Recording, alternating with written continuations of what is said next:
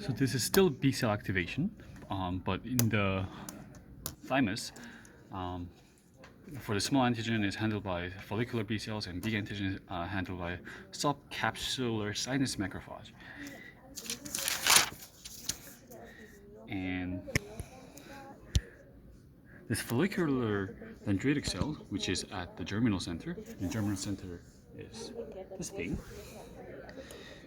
and it's like a sticky paper, so they don't engulf the antigens, but they stick to the antigen and so that they can present the antigen to the B cells. And naive B cells, they're activated by antigen by follicular D cells. And so this is happening in germinal center. There's a dark zone and light zone. And in dark zone, there's a proliferation and a somatic hypermutation happening that allows them to produce a better BCR.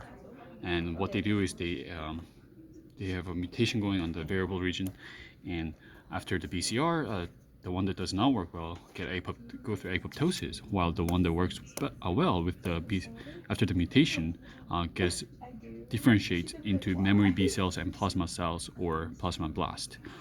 And so it selects high affinity mutated receptor bearing B cells in the light zone. So dark zone, hypermutation, and then in the light zone, the selection happens. And this somatic hypermutation, also called SHM, is happened by AID, which is activation-induced deaminase.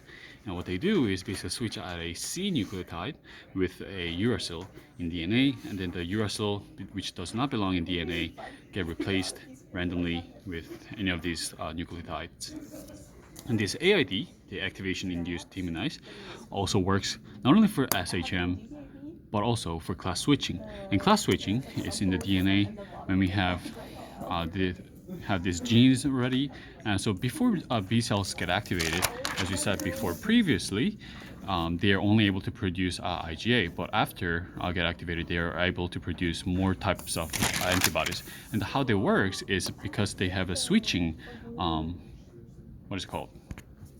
switch class, and they are rich with G and C, and this AID, which switch out a C nucleotide with uracil, it does this exact same thing over here, but except that now they have so many C's that now there's like so many errors, right? So they're, instead of repairing just one, which was the case for the SHM, they take out the whole switch class, and when that happens, they bring those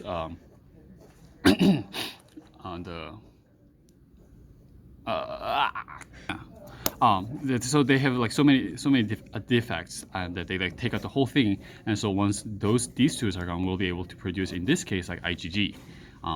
So that's how it works, and this is a cytokines that allows them to produce different kinds of isotype or antibodies over here, which is what I need to know for the test.